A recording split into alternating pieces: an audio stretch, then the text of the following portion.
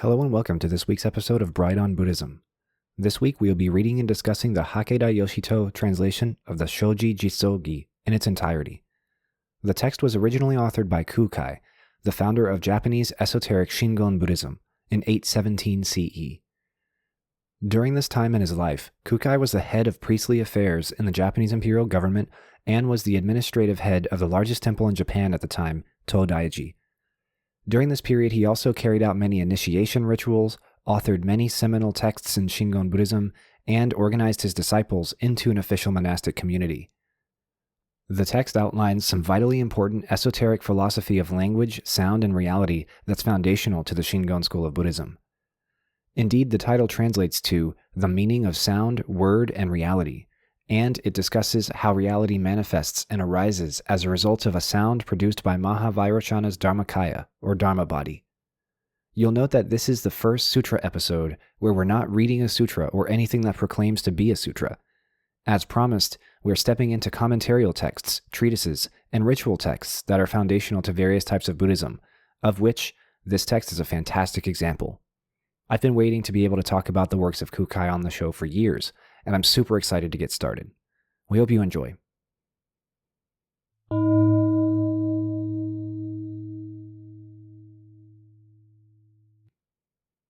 Introduction. The Tathagata reveals his teachings by means of expressive symbols. These expressive symbols have their constituent elements in the 6 kinds of objects. These objects have their origin in the 3 mysteries of the Dharmakaya Buddha. The universal 3 mysteries pervade the world of Dharma and are perpetual. The existence, with the 5-fold wisdom and the 4 forms, comprises the 10 worlds and misses nothing.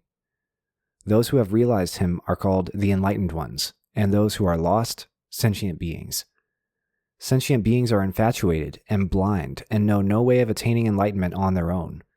Through grace, Kaji, therefore, the Tathagata shows them the way to return. The basis of the way to return cannot be established in the absence of superior teachings. The superior teachings cannot arise in the absence of sound and word. When sound and word are distinct, reality, the symbolized, will be revealed clearly. So-called sound-word reality is, indeed, the universal 3 mysteries of the Dharmakaya Buddha, the innate manda, or essence, of all sentient beings. Mahāvairocana-Tathagata, therefore, by revealing the import of sound-word reality, arouses sentient beings from their long slumber. In expounding teachings, whatever they may be, exoteric or esoteric Buddhist teachings, or non-Buddhist teachings, who would not resort to this approach? Now, guided by the instructions of the great teacher Mahāvairocana, I should like to extract the meaning of this triad. It is hoped that students of later times will devote their utmost attention to this and deliberate over it. On the terms used in the title. No sooner does the breath issue forth and touch the air in the mouth than a vibration invariably arises. This we call a sound, shō. The vibration depends upon the sound. A sound, therefore, is the essential element of vibration. When a certain sound is uttered, it is not in vain. It invariably indicates a name of something. We call this a word, ji. A name invariably corresponds to an object standing for the name. We call this reality, Jissō. To distinguish the 3 categories, sound, word, and reality, this is called defining, gi. The designation sound is also given to that which arises from the vibration produced through contacts between the 4 great elements.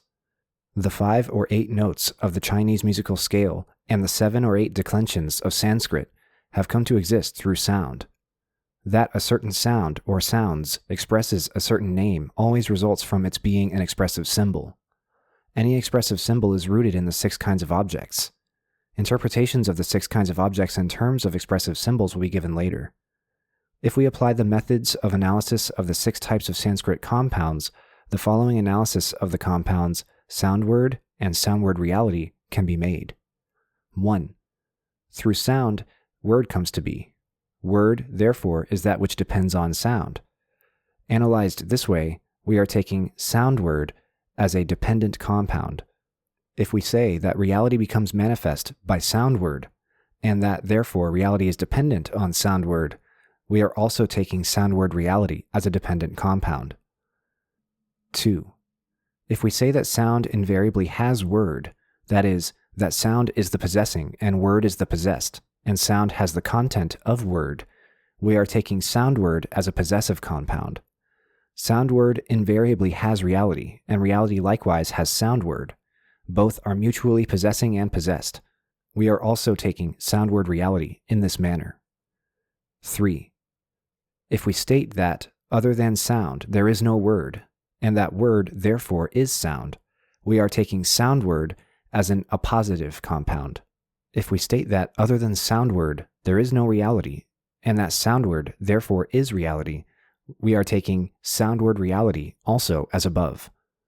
On this point, the commentary on the Mahāvairocana-Sūtra gives a detailed explanation. Refer to it directly. 4. If we say that sound, word, and reality are extremely close and inseparable, we are taking sound-word reality as an unchangeable compound. 5.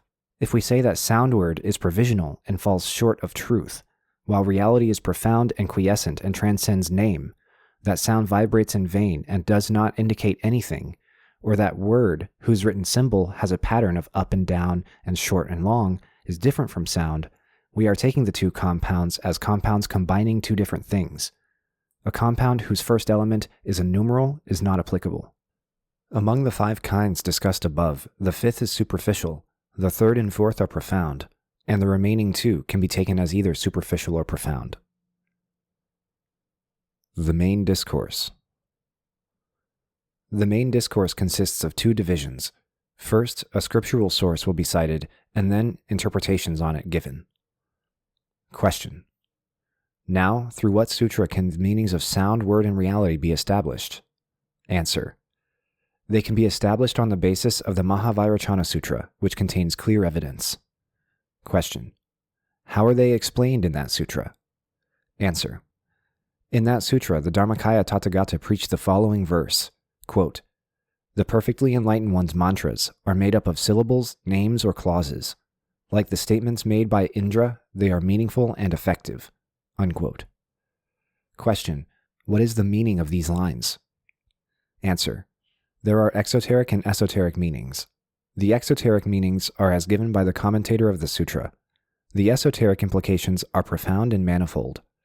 In the verse, therefore, it is explained in a simile. Like the statements made by Indra, they are meaningful and effective. Indra has both exoteric and esoteric meanings. According to the exoteric meaning, Indra is a synonym of Shakradeva. They are meaningful and effective means that Shakradeva composed the treatise on Sanskrit grammar in which he was able to embrace manifold meanings in one word. This is the reason why reference was made to Indra. Even with respect to secular knowledge, Sanskrit grammar is like this. How much more meaningful and effective are the words of the Tathagata, who has a complete mastery over the Dharma? If interpreted in an esoteric sense, each of the syllables, names, and clauses of a mantra is pregnant with boundless meanings. Numberless Buddhas and Bodhisattvas, preaching the meanings of each word all the while in the 3 divisions of time, cannot possibly expound them all. How would it be possible for an ordinary man to explain them completely? Now, an effort will be made to reveal part of them. The words, "the perfectly enlightened one," which appear in the beginning of the verse, indicate the universal body of mystery of the Dharmakaya Buddha. This body of mystery is immeasurable in extent, as was explained in Attaining Enlightenment in this very existence. This body of mystery is reality. The mantras are the sounds and are no other than the speech of mystery of the Buddha.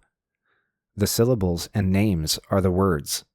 Through syllables, names are revealed because names are words. Thus, we have identified the sounds, words, and reality in the verse. If we take the Mahāvairocana-Sūtra as a whole, the following interpretation can be made. The mantras of various deities appearing in the sutra are the sounds. The chapter in which the meanings of the syllables beginning with "ah" are explained, and the chapter expounding the wheel of letters have to do with the words, and the chapter on non-differentiation and the passages explaining the characteristics of various deities have to do with reality. Again, if we interpret sound, word, and reality on the basis of a syllable, we can make the following analysis. Take, for example, the first syllable of the Sanskrit alphabet, "ah." When we open our mouth and simultaneously exhale, the sound "ah" is produced. This is the sound. For what does the sound A stand? It denotes a name word, myoji, of the Dharmakaya Buddha. Namely, it is sound and word. What is the meaning of the Dharmakaya? The so-called Dharmakaya stands for that which is originally the uncreated quality of all dharmas or existences, namely, for reality. A summary in verse. Quote, "The 5 great elements have vibrations. Each of the 10 worlds has its language. The 6 kinds of objects are expressive symbols. The Dharmakaya Buddha is the reality." Unquote. The first line explains the substances from which the sounds originate. The second line allows us to differentiate between the true symbols of verbal expression and the false. The third line clarifies the expressive symbols of sentient beings and of the physical worlds. And the fourth line brings forth reality. The 5 great elements are earth, water, fire, wind, and space. They have both exoteric and esoteric meanings. The exoteric meanings are those of the ordinary interpretation. In the esoteric sense, the 5 great elements stand for the 5 syllables, the 5 Buddhas, and all other deities in the congregation as large as the ocean. The details of the esoteric meanings of the 5 elements are as given in Attaining Enlightenment in this very existence. The 5 great elements of sentient beings and non-sentient beings are endowed with the power of producing vibrations and sounds, for no sounds are independent of the 5 great elements. These are the original substance, and the sounds or vibrations are their functions. Thus it is said in the verse, the 5 great elements have vibrations. The 10 worlds are the worlds of Buddhas, of Bodhisattvas, of Pratyeka Buddhas, of Shravakas, of heavenly beings, of men, of Asuras, of beasts, of hungry ghosts, and of the inhabitants of hell. Any of the other worlds not listed here can be included in the world of heavenly beings, of beasts, or of ghosts. The reference is to the 10 worlds in the Avatamsaka Sutra and in the Chinkang Ting Li Chu Shi Qing. All the languages in these 10 worlds are produced by means of sounds. In sounds, there are long and short vowels, high and low pitches, and inflections. These characteristics of the sounds are called the intonation pattern, mon. The intonation pattern is made known through word, and word becomes distinct through its intonation. When commentators say that the intonation pattern is word, they mean to express the inseparable and interdependent relationships that exist between the word and its intonation. All of these belong to the vocal sounds of sentient beings. There are 10 different systems in these symbols of verbal expression, for there are 10 different worlds, as mentioned above. Of these 10 kinds of verbal symbols of expression, the symbols of verbal expression in the world of Buddhas are true, whereas those in the other 9 worlds are untrue. In a sutra, therefore, it is said, quote, "The Buddha is he who speaks what is true and what is real, who tells things as they are, who utters neither deceitful words nor inconsistent words." Unquote. These 5 kinds of speech are called mantra in Sanskrit. Because the word mantra contains these 5 different meanings, Nagarjuna defined it as esoteric words. Esoteric words are called true words, Shingon, because the translators chose one meaning out of these 5. Question: what do these mantras, Shingon, denote? Answer: they are capable of denoting the reality of all dharmas without any error or falsehood. Thus they are called true words. Question: how do those mantras denote the name or the reality of all dharmas? Answer: though there are endless varieties of mantras denoting reality, if we trace them to their root and source, we find that the mantra preached by Mahāvairocana Buddha while absorbed in the great Sagara Mudra Samadhi includes all of them. Question: what is that king of mantras? Answer: it is the wheel of letters or the syllabary given in the Vajrasekhara Sutra and the Mahāvairocana-Sūtra. By the syllabary is meant a, ha, etc. in the Sanskrit alphabet. A, etc. are the name words, secret designations of the Dharmakaya Tathagata. Gods, serpents, demons, etc. also have their respective syllabary. Yet the root of them is in the fountainhead of the king of mantras of Mahāvairocana. Emanated from this and ramified on and on are the languages current in the world. If a man knows the true significance of this, we call him one who knows the true words. If he does not know the fountainhead, we call him one who uses false words. The use of false words makes one subject to sufferings in long nights of darkness. The mantra uproots sufferings and gives bliss. The differences are precisely those between medicine and poison, enlightenment and delusion, or gain and loss. Question: how are the 5 kinds of speech explained by Nagarjuna related to these 2 categories of speech discussed above? Answer: among the 5 kinds of speech explained by Nagarjuna, discriminative words derived from wrong notions, words uttered in dreams, words that adhere to false statements, and words conditioned by beginningless influences contingent upon false attachments to wrong assumptions, belong to the category of false words. Words that convey reality as it really is belong to the category of true words. Next, the characteristics of the expressive symbols of sentient and non-sentient beings will be interpreted. In this verse, the 6 kinds of objects are expressive symbols. The 6 kinds of objects are the objects of sight, hearing, smell, taste, touch, and thought. Each of these 6 kinds of objects has the characteristics of an expressive symbol of expression. Question: what are the definitions and categories of the first words, the objects of sight? In answer, a summary in verse. Quote, the objects of sight are colors, forms, and movements. Endowed with them are both sentient and non-sentient beings. Of them, there are conditioned and unconditioned aspects. They delude some and induce others to attain enlightenment. Unquote. The first line lists the categories of the objects of sight. The next line suggests mutual relationships that exist between the objects of sight of sentient beings and those of non-sentient beings. The third line reveals that there is a twofold structure of the conditioned and the unconditioned.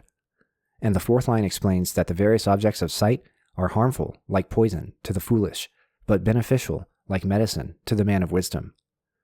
The first line distinguishes the 3 categories of objects of sight, that is, colors, forms, and movements. 1. Colors. Colors are those of the 5 great elements. The students of the Yogacara school of Buddhism discuss 4 colors, but do not include black. In the Mahāvairocana-Sūtra, the colors of the 5 great elements are identified as yellow, earth, white, water, red, fire, black, wind, and blue, space. These colors of the 5 great elements are the basic colors. All these colors may be classified under the categories of liking, disliking, or neutral. A passage in the Mahāvairocana-Sūtra to the effect that the mind is not blue, yellow, red, white, crimson, purple, crystal, bright, or dark denies the identity of the mind with any color. 2. Forms. Forms are to be described in terms of length, size, shape, and height. Square, circle, triangle, demilune, and the like are also forms. Configurations of objects which can be differentiated in terms such as length are also forms. A passage in the Mahāvairocana-Sūtra to the effect that the mind is not long, short, round, or square denies the identity of the mind with any form. 3. Movements. Movements stand for grasping, releasing, extending, contracting, walking, standing, sitting, lying, and so forth.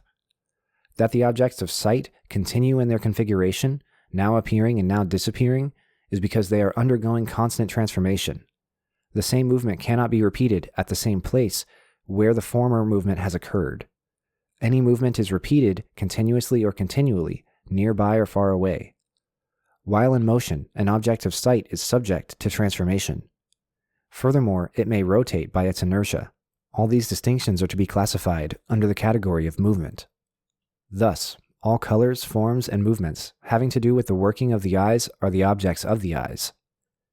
Those having to do with the working of sight are the objects of sight, and the objects that are related to sight. Those having to do with consciousness are the objects of consciousness, and the objects related to consciousness. We call these the categories of differentiation. They are expressions of patterns, monji, for the characteristics which differentiate from one another are patterns, mon. Each pattern has its own designation. Thus, we call them expressions of patterns. What we call the expressions of the patterns of the objects of sight also include the written forms of the Sanskrit syllabary, etc., the 5 colors, and the painted pictures of sentient and non-sentient beings in colors, brocades, etc. In the Lotus Sutra, the Avatamsaka Sutra, and the Dachir Tu Lun, etc., various categories of differentiation of the objects of sight are explained in detail. They are not, however, outside the context of the 10 types of sentient beings and their 10 realms of existence. All these expressions of patterns induce the stupid to increase his attachment to them and to develop defilements such as greed, hatred, and delusion, causing him to commit the 10 evils and the 5 deadly sins. It is therefore said in the verse, "They delude some." A man of insight is not attached to them, nor does he avoid them, observing how they have come to be. Realizing manifold mandala of the world of Dharma, he participates in the great activities of the Buddha Mahāvairocana. He honors all the Buddhas and helps all sentient beings. Thus, his goal of attaining enlightenment and his acts benefiting others will be perfectly realized. This is the meaning of the line, "They induce others to attain enlightenment." The second line, "Endowed with them are both sentient and non-sentient beings," is to be understood as containing the 3 ideas that sentient beings are endowed with colors, forms, and movements, that non-sentient beings are also provided with these 3, and that both sentient beings and non-sentient beings are not independent, but are interrelated. It is said in a sutra that the body of the Buddha is supra-rational, in that all lands are in it, or that the Buddha, of whom each hair contains many lands as vast as oceans, pervades the entire world of Dharma, or that in a follicle of the Buddha's hair there are unimaginable lands as many as particles of dust, in each of which Vairocana Buddha is present, revealing the sublime Dharma in the midst of an assembly. Even in a particle of dust of each land, there are many small and large lands as numerous as particles of dust, in all of which, without exception, Buddha resides. It is evident from these passages that the manifestations of the body of the Buddha and the bodies of sentient beings are manifold in size.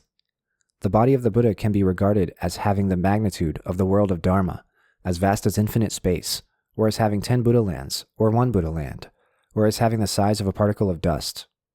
Thus, the body of the Buddha, the body of each sentient being, and each land, small and large, are interrelated and interdependent. All of these sentient beings and the worlds of non-sentient beings are provided with the objects of sight, colors, forms, and movements.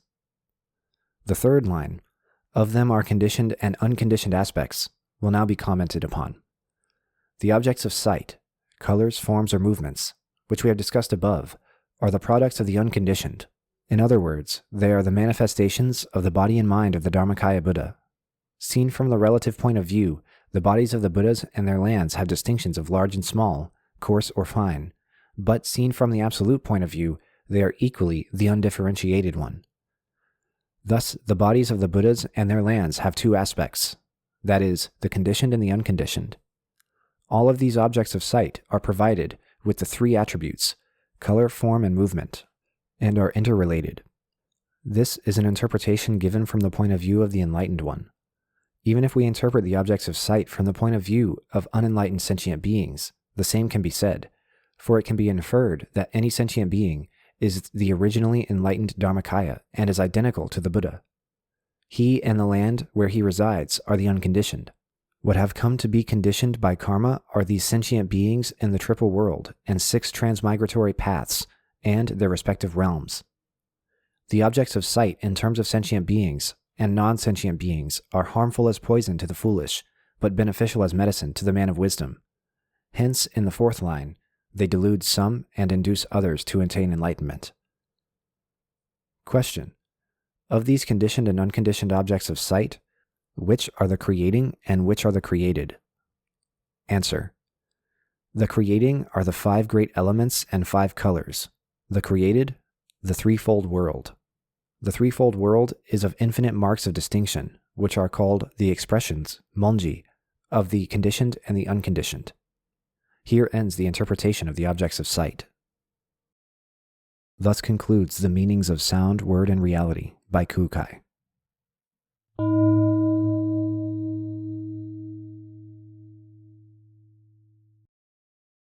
All right, that was the Hakeda Yoshito translation of the Shōji Jissō Gi, originally written by Kukai, otherwise known as Kobo Daishi. Docs, what did you think?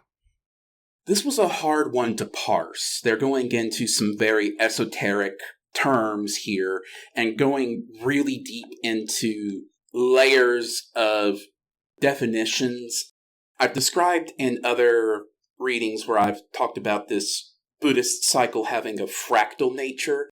This feels more like a knot, like it's curving into itself, it's going weird places, it's negating itself in other places, like it's bouncing a lot. Yes, and he's famous for doing that, Kukai is. And a lot of thinkers from his time period in Japan are famous for that sort of thing. There's the content of the text and the argument that it has, but there's also a metatextual component that comes through historically where part of writing treatises like this was a matter of establishing credibility and showing off that you're good at writing and you know what you're doing by creating this sort of braid-like structure or this highly elusive, like elusive with an A type structure where, like you say, you meander through different topics, you negate yourself sometimes, and you loop back around a couple of times and then loop back out. And all the while, you're creating something that is both philosophically and religiously convincing and interesting and profound, but you're also creating something that just by itself is structurally a beautiful text. That was just as equally valued and cared about equally much as the content was back in this time period. And that's something that we don't really do a lot nowadays in the modern Western times, but it was definitely super important in his writing and in the writing of the era. And you can also see that kind of thing happening in European writing as well. There is definitely the class of writer who is showing off when they're writing, like somebody who knows they have a way with words that people like, and like they're basically dancing with their words, kind of. I do see the showing off aspect of this text does come through in the translation. It's clear that Kukai thinks highly of what he is saying and is able to back that up. I think so too. So one term that I really liked that I saw is supra-rational. In full context, the sentence is, it is said in a sutra that the body of the Buddha is supra-rational in that all lands are in it, or that the Buddha, of whom each hair contains many lands, as vast as oceans, pervades the entire world of Dharma. And it continues on similarly. That term supra-rational captures something that I actually really like, because otherwise you usually would use the term supernatural. But if a thing occurs in this world, which is subject to the rules of nature, then the thing that happened isn't supernatural. We just did not understand the natural laws that led to it. When you say supra-rational, that more clearly conveys that there's not a rational way to think about what is being said. Like, this isn't rational, this is better than rational. Now, as a person who very strongly favors rationalism in most subjects, that level of me is like, is that a valid way to go about it? But also, this is a religious text. Rationality does not get involved here. So, like, yeah, this is a good word choice to convey that you're not supposed to think about this rationally. Rational thought cannot capture what's happening here. I'm going to start using that term more often, I think. Yeah, it's a really good term. And I think that there's a lot of translations that we've read before where that term would slot in nicely for perhaps what might have been a more confusing term, or a term that was more calculative and discriminatory in the connotations and in the way that it made us think about what we were approaching. This was a very good translation of what I believe was, in Japanese, the adjective myo, which means, it kind of means both subtle and mysterious and secret in a very small and concealed way, in the sense of like, this is the hidden meaning behind something. This is the subtle meaning that is very detailed and small, but also means like wondrous beyond rational calculation and wondrous beyond what the human mind can comprehend in one moment, unless that is an enlightenment experience. And so in that way, it's got sort of two edges that it cuts with. And most of the time when we translate that adjective, myo, we are only getting one edge, right? Because subtle sort of means small and detailed, right? And that's what we translate it as usually. But this shows both wondrous in the small and the large, because it's beyond human perception in an interesting way. And so that's a good adjective for Buddhist texts. Absolutely. So let's get talking about what the actual arguments are in this text. So you want to lead in with the questions? Yeah, so one of the first things that I wanted to discuss in the context of this text is understanding first, what is the difference between how we understand sound in a modern, Western, perhaps physics-centric way, and how Kukai understands sound in this text? So, Kukai connects sound and vibration immediately, and this makes sense. It's a pretty easy thing to explain. We can physically feel that objects making sounds are generally vibrating somewhere. If you put your hand up to your neck while speaking, you can feel your voice box vibrating. You can feel instruments vibrating as you play them. Resonant sounds, like the heater in the room above my apartment, causes stuff in my room to start vibrating. So this connection between sound and vibration is a correct thing that Kukai could have easily observed in his time. He's missing that sound needs a medium to propagate through here, so sound does not travel through a vacuum. But I suspect that would be much harder to observe with the science available in the early 800s Common Era. The non-religious observations of sound in this text mesh pretty well with modern understanding of acoustics. Yeah, you're entirely right there. And what I like about this is that there is both the observable and verifiable meaning of this assertion. Vibration produces sound, and sound inherently has to have vibration in order to occur. But there's also the religious layer, which is speaking to the source of that vibration and the fact that that vibration leads to the differentiation of all matter and all reality, right? And so one of the things that I annotated in the text for when we were both reading it, preparing for this episode, was that esoteric Buddhists all across the world, they really like string theory. And the reason why they like string theory is because one of the layman's interpretations of string theory that's out there is that these physical artifacts, you could call strings, vibrate at different frequencies or vibrate in different ways that lead to the differentiation of something being solid or liquid, or something being a proton or a neutron, or something like that.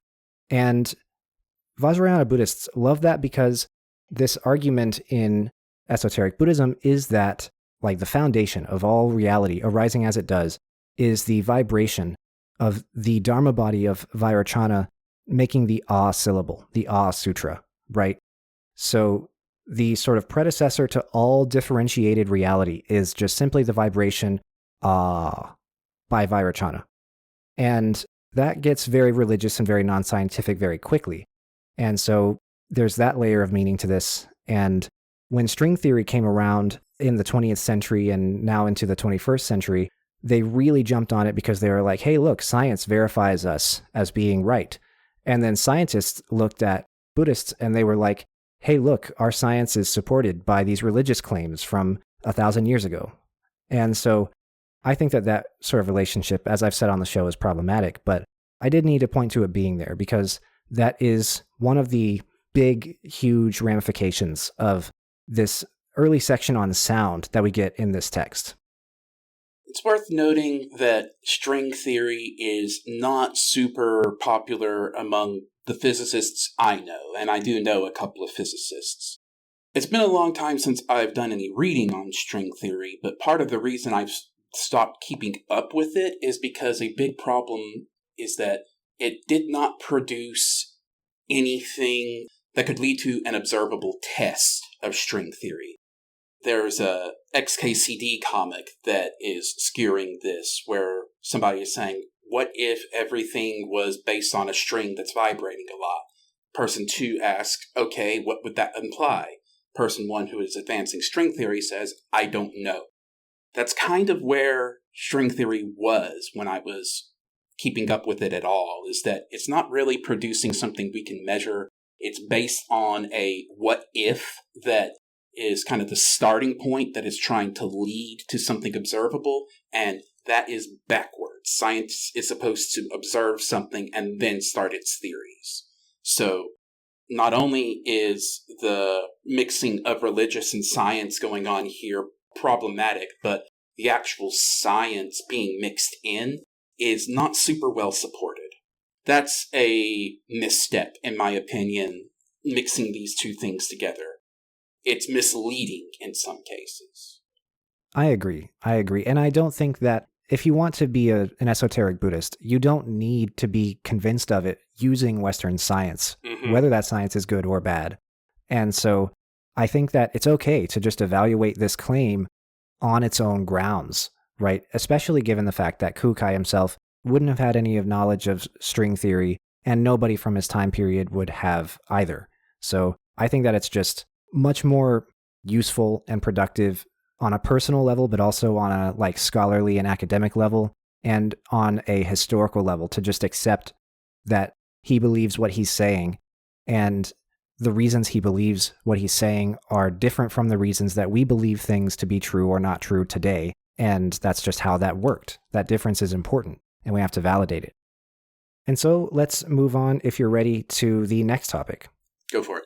So the next question that I sort of posed for us to think about was concerning the relationships in this text between sound and words. Does Kukai regard them as being one and the same? Are they complementary? Are they separate? What's the deal? So, one of the first things in the text is, when sound and word are distinct, reality, the symbolized, will be revealed clearly. To me, that implies that they are not the same. But also, just before that sentence is, the superior teachings cannot arise in the absence of sound and word. It feels like a big part of this text is that the sound is necessary to convey the word, but it's also insufficient. So I'm going to be mixing the terms in English with the terms that were used in the text. So sound, also Shō, points to a name, Gi, which points to a reality, Jissō. Each step in that process is not quite sufficient, but it's the best we can do. I'd also ask, it seems like symbol might be a more broadly applicable term than sound here. That would capture text as well.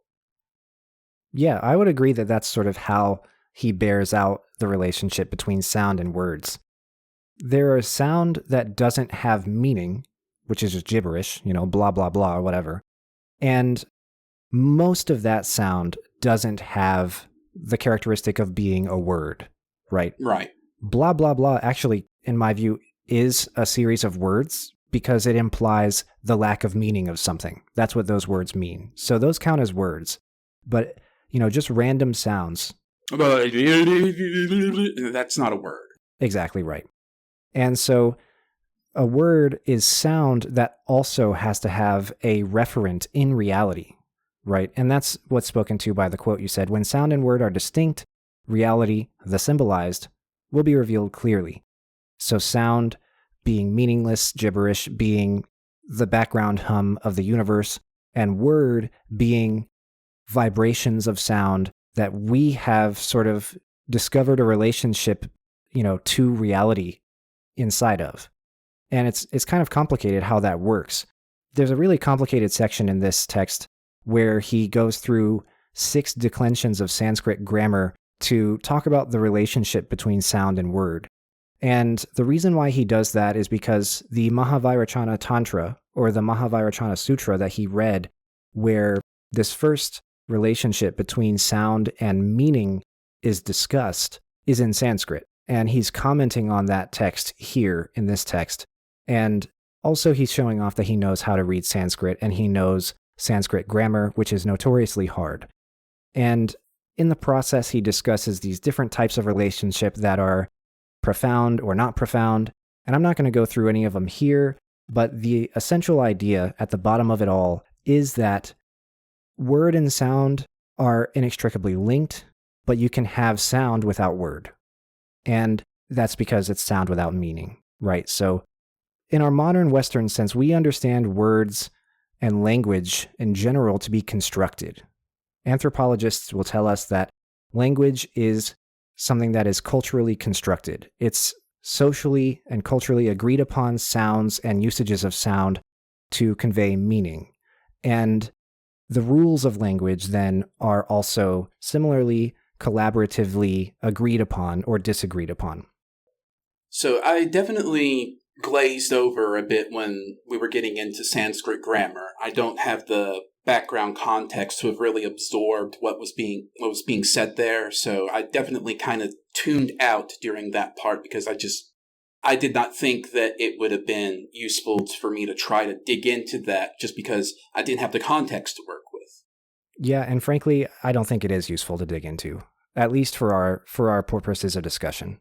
Yeah, so just glaze over on that. Congratulations, dude, you're good at grammar. And genuinely congratulations. That probably sounded more dismissive. I mean that sincerely. Good for you, but I couldn't understand it. As far as languages go, I would use the word evolved instead of constructed. Constructed implies kind of a plan that language doesn't have. We can see examples throughout modern era where people are trying to construct language, and in some cases it works. Like when a new thing that we have to conceptualize emerges, we have to figure out the language around that. We can look to the evolving language around gender identity for a modern example of that. But we can also see within that it is an evolving thing. There are terms that used to be an accepted part of the lexicon that have become taboo words. And then there are also some words that used to be taboo that have been reclaimed in some contexts. And this is not something that's planned. It's not something that somebody has architected or constructed. It's much more of a semi-random process that is not really something people can control. We can try, and in some cases we should try, but like when I was talking about how all of the relationships between sound, name, reality, each step of that loses some clarity. It's the same when looking at the way language evolves as well. Yeah, that's true. I would agree with the terminology of evolved. And what I think is interesting about this text is that this evolution process is at least still regarded as being governed by human beings in the modern Western linguistic scholarly sense. But what he is arguing here is that language appears as a result of meaning existing, not humans ascribing meaning to stuff, but meaning existing. And that is a huge claim. That is a very huge claim. But the reason why he says meaning exists and not that meaning is applied or constructed or contrived by human minds and perception is for a few reasons. One is to elevate the status of the Dharmakaya of Mahāvairocana Buddha to the supra-rational, as we've discussed, but it's also to solve some of the problems that causes. We've talked before in our mind-only discussions about how mind-only Buddhism struggles with shared experiences. Mm-hmm. Especially if they're low stakes. Does the color blue look like blue to another person in a different karmic situation? And then similarly, of course, even our modern science tells us that the colors that human beings see vary from the spectrum of colors which different kinds of animals see. Some can see colors we can't, and also we can see some colors that some other animals can't. So that's all relative as well.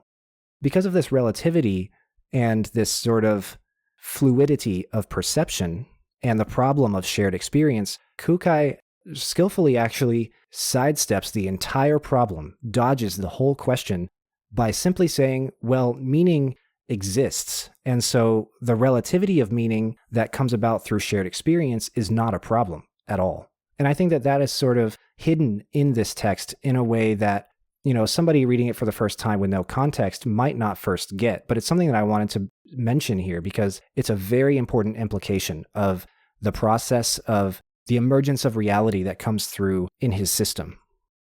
In the context of this text, it would probably be something that is so fundamental it's not necessarily mentioned outright, but you can say that meaning exists because Vairocana exists. Right. And he is doing something that has meaning. So you can get that first step done with the religious implications of their existing Mahāvairocana. Right, exactly. And when I say that meaning exists, Vairocana is exactly what I'm talking about. Yep. He is the meaning, right?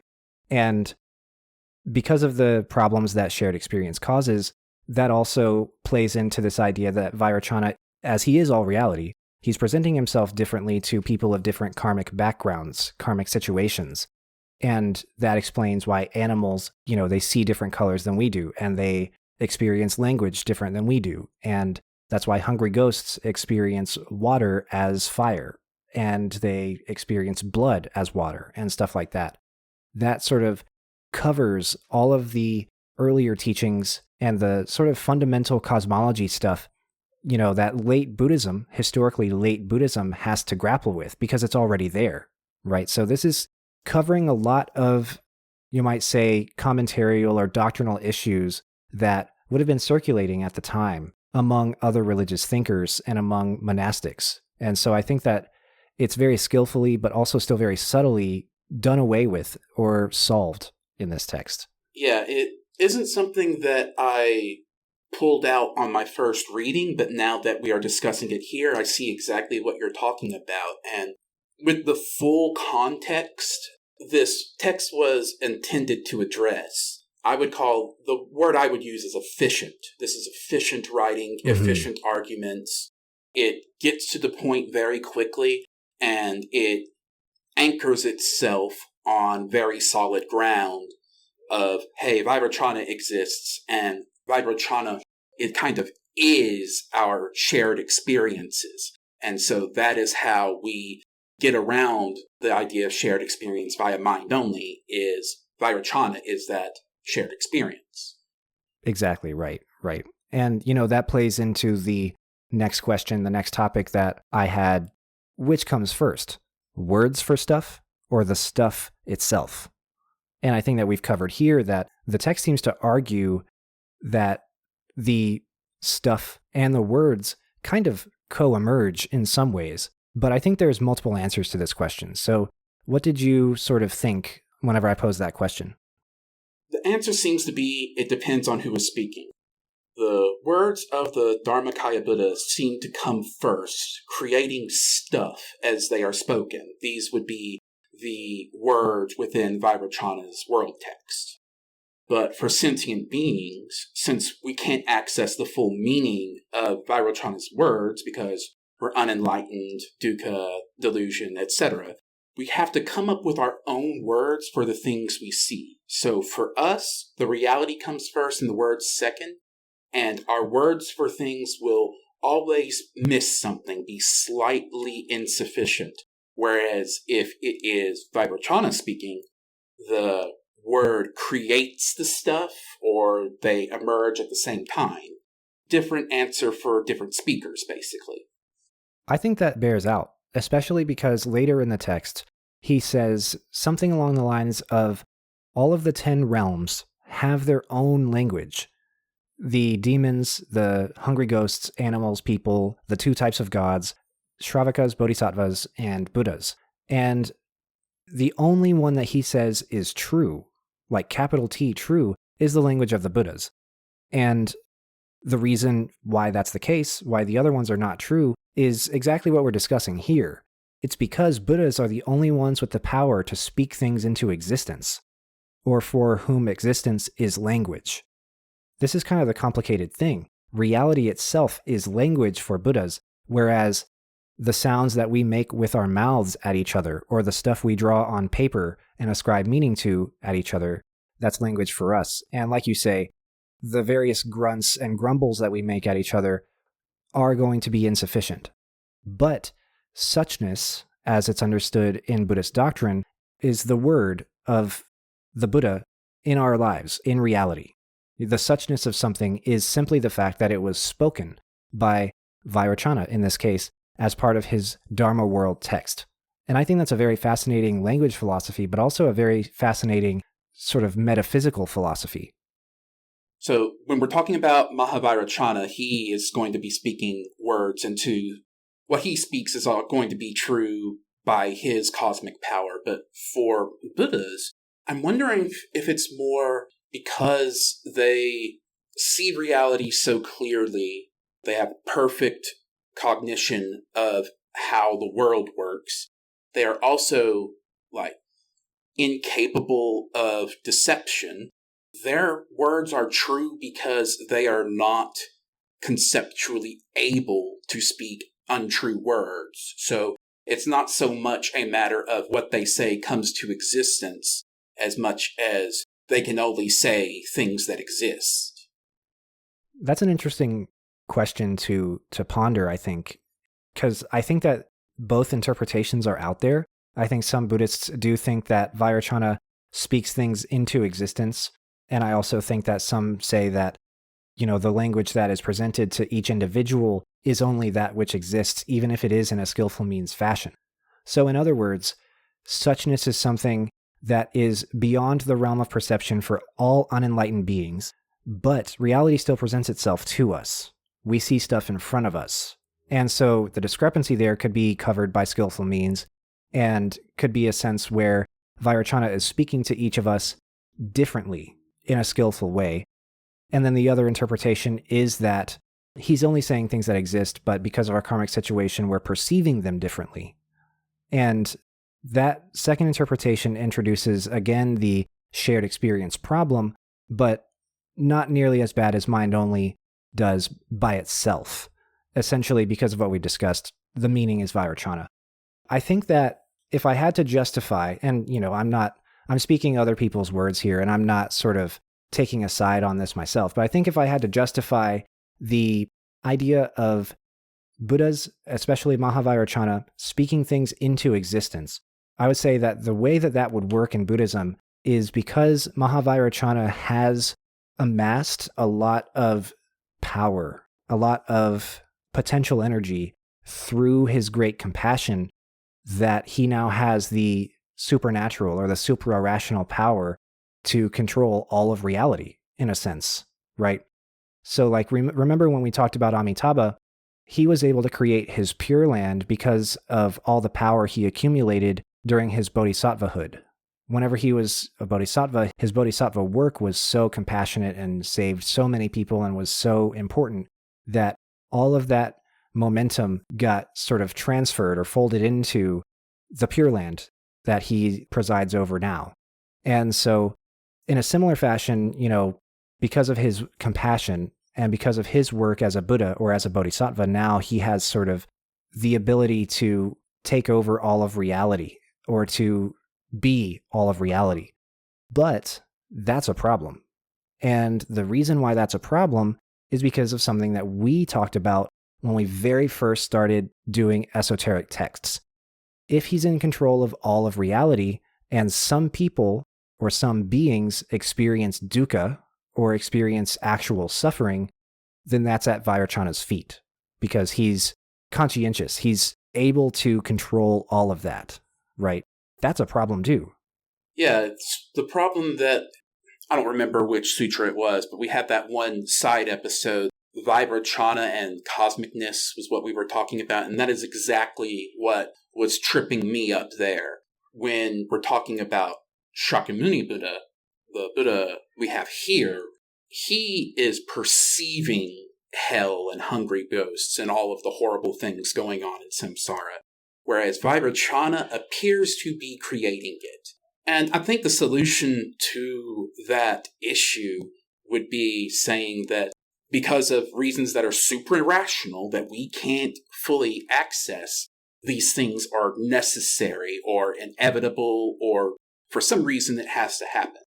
It is a religious question that has to be answered with religious answers. And I think that the reason that a lot of people would give for this problem of theodicy, suffering exists in Buddhism, that's Vairocana's fault, is that, we mentioned in our episode on anger and rage in Buddhism that Fudo Myo-o is understood as projecting rage to people to scare them into enlightenment because that might be all that they respond to. And this is something that's widely known in esoteric Buddhism.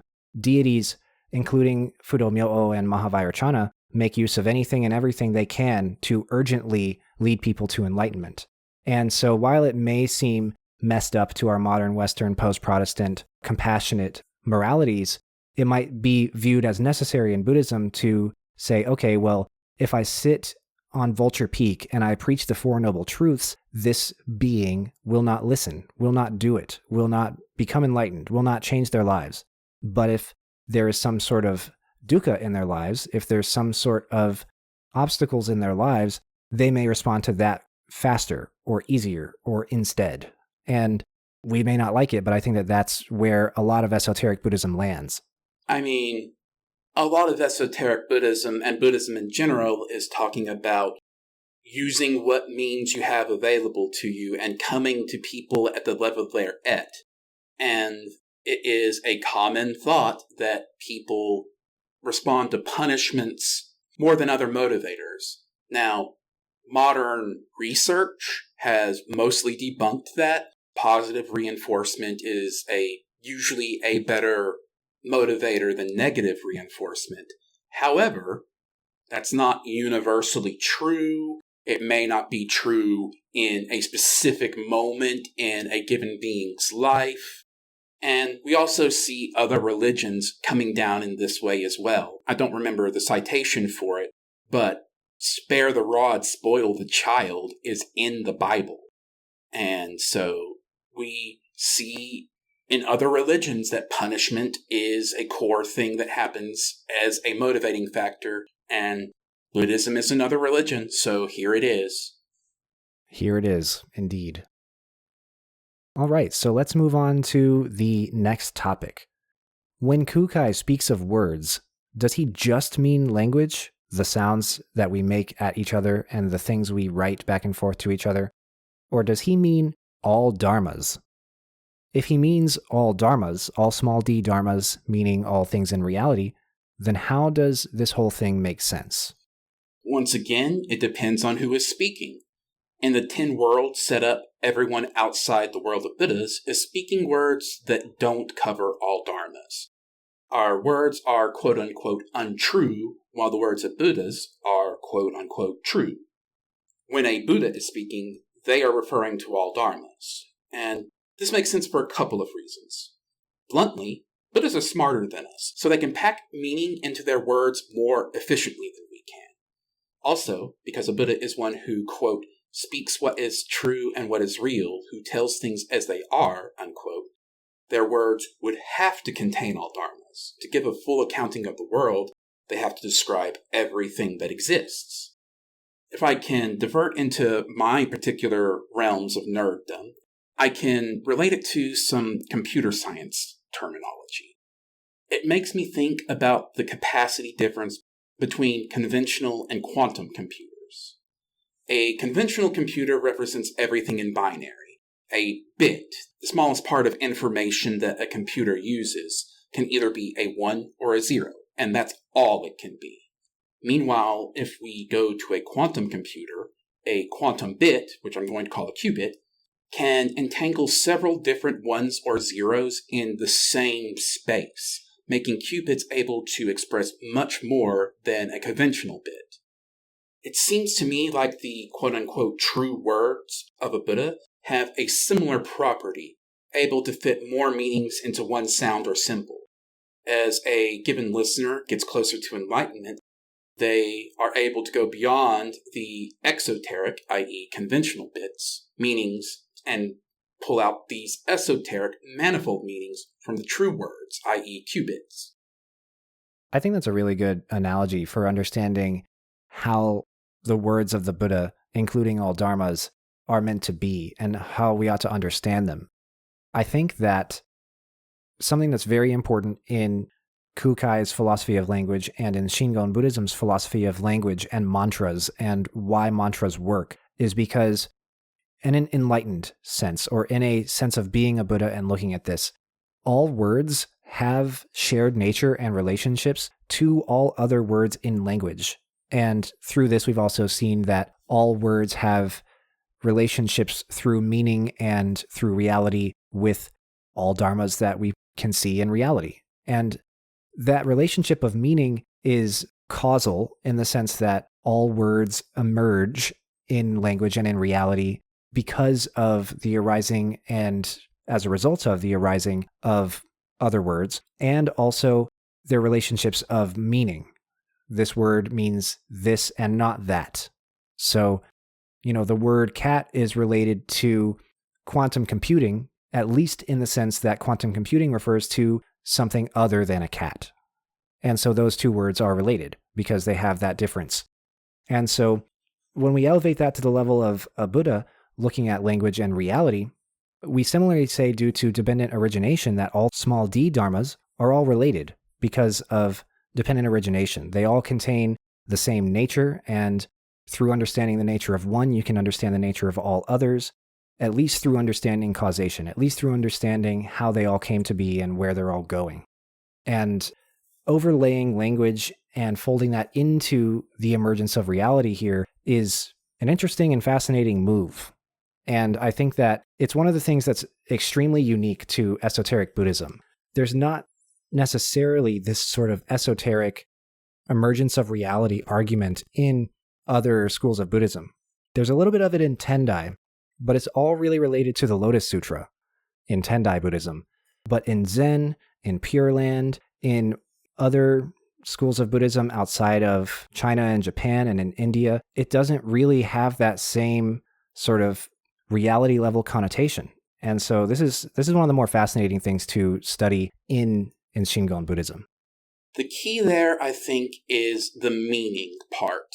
When we hear the words, when we read the symbols, we don't necessarily know what the intended meaning was. As an example, take the sentence, "I know nothing." Does that mean I don't know anything? Or does that mean that nothing is a thing that I know? Language has a hard time encoding that kind of meaning, and when it's a Buddha speaking, it can be both. The way language can contain all dharmas, I want to think back to the idea of Indra's net, where, every jewel is a reflection of every other jewel, which is why there's only one jewel. In the speech of a Buddha, the word they're saying could correspond to a jewel in that net. And so when they speak that word, they are also speaking all of the other words that are reflected in that single jewel. Exactly right. I think that this is something that we discussed a couple of times in the Lotus Sutra and the Avatamsaka Sutra, but this might be a really distant callback, but we did an episode early on, embarrassingly early almost, on this concept from Nichiren, a Buddhist thinker from the Kamakura period, on this concept of Ichinen Sanzen, or one instant, 3,000 worlds, or in one thought, 3,000 worlds. I remember that. And we did this math about, how one single instantiation of thought, of awareness, contains within it all reality because of this Indra's net sort of situation. I'll have a link to that in the show notes. That's a good starting point for understanding this text and this argument. It does go a little bit further here in Shōji Jissō Gi, so I will say that. Kukai would be upset most likely by putting a limit of only 3,000 on what can be perceived in a single instant of thought. I think that it's sort of meant to be symbolic. For example, in Chinese and Japanese language, the number 10,000 is meant to represent everything, right? It doesn't literally mean 10,000 as being one less than 10,001 and one more than 9,999. It just means all things. And I think that 3,000 is being used sort of similarly in that sense. It's like, well, yes, there's more than 3,000 things in reality, but it's, shorthand for referring to all of them. But the analogy carries over, and Indra's net seems to function in that Ichinen Sanzen idea. So that's a good place to go to see another angle of coming at this exact same conclusion. Agreed. So our next topic has to do with whether or not there's different types of language that are salvific or not. So according to this text, is all language created the same, or is there some language that is holy or special or uniquely salvific? So in approximately the last third of our reading, we get these lines. Quote, "Question, what is that king of mantras? Answered, it is the wheel of letters, or the syllabary given in the Vajrasekhara Sutra and the Mahāvairocana-Sūtra. By the syllabary is meant a, ha, etc. in the Sanskrit alphabet. A, etc. are the name words, designations of the Dharmakaya Tathagata, unquote. From this, it seems like the answer would be that Sanskrit, or perhaps Pali, I'm not sure what the relationship would be here, but one of those would be considered uniquely salvific. From this, the answer seems to be that Sanskrit would be considered uniquely salvific. This tracks with stuff we've seen elsewhere on the show. Mantras and dharani are often left untranslated when they are referenced in the texts. There's also room to say that this only applies when spoken by a Buddha, or that there is a language spoken by Buddhas that is closely related to Sanskrit. I think that's a good approximation. I think that Sanskrit in Hinduism and in Indian culture from around the time that Buddhism arose is regarded as being a holy language, similar to how Latin is viewed in Catholicism. And in Buddhism, it's the language of Buddhas, and that's one reason why mantras and dharani are untranslated, right? We're trying to hit those sounds. The words and the meanings of the words are important, but less important than invoking them through the sounds that the Buddha made when he said them, and he spoke them in Sanskrit, so that's important. Pali is just the sort of spoken version of Sanskrit in a lot of ways. It's like the relationship between biblical Latin and vulgar Latin that leads to the development of Romance languages or something like that, right? It's that sort of difference that we're dealing with here. And so Sanskrit is the better one, so to speak. Hold on, would it be the better one? Because the sutras were originally given by recitation. So that means that they would have been originally spoken in Pali and then written in Sanskrit. So it seems like, based on this text, since it's very focused on the sound aspect, that we would actually say Pali is the uniquely salvific language. Well, it actually gets kind of complicated because I think that the reason why Sanskrit is elevated to the lingua franca, the important language in Mahayana, is because of this situation in Hinduism, where Sanskrit is elevated to this level for literature. On the other hand, also, I'm pretty sure that historically, we don't think that the historical Buddha Shakyamuni gave his sutras, his sermons, in Pali. I think that he is said to have given them in his local language. Oh, yeah. From the language in Magadha, where he was born, where the Shakya clan resided.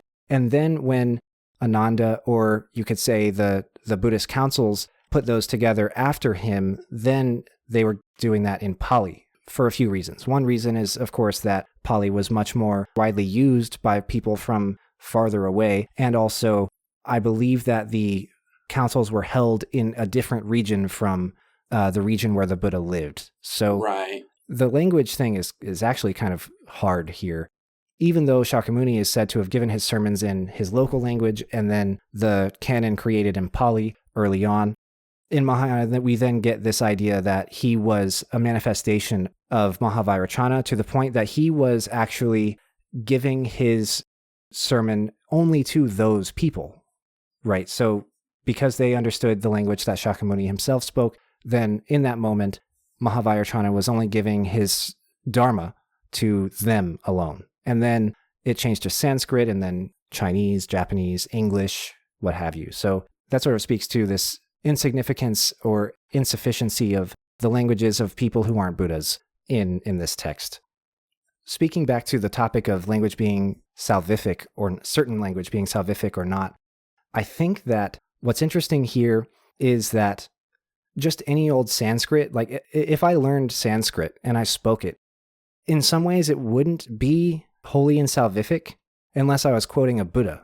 So like the Buddhahood part matters. But what makes this complicated is that esoteric Buddhism ascribes Buddha nature and, being a manifestation of Vairocana to all sentient beings.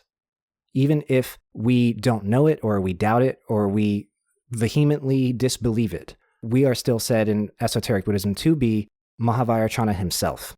And so in some sense, like all language that we speak could be holy and salvific because we're him. But then in the other sense, right, none of the language we speak could be salvific because we're not him. So I think that that's actually kind of an open question that is sometimes situationally defined and is sometimes like debated upon. To get a definitive answer to this would require historical context that has been lost to history. So there's only so far one can really go with this kind of conversation. But I do still think that, based on what all we just discussed, that Sanskrit is at least partially uniquely salvific, especially when it's being used to quote the Buddha. Yeah, and that's exactly, like we said, what sutra recitations and what dharani and what mantra are. Next stop. Okay, so our last thought that we wanted to sort of keep in mind while we were reading this was the question of written language. What's the status of written language in the form of signs, characters, letters, ideograms, those things we write down on stuff to communicate meaning to each other? So I didn't see anything in the text that was specifically addressing written language, but I think I can kind of take a guess by extrapolating a bit from what's going on here. So for quote-unquote true words, I would expect the written symbol to connect to an audio symbol reliably.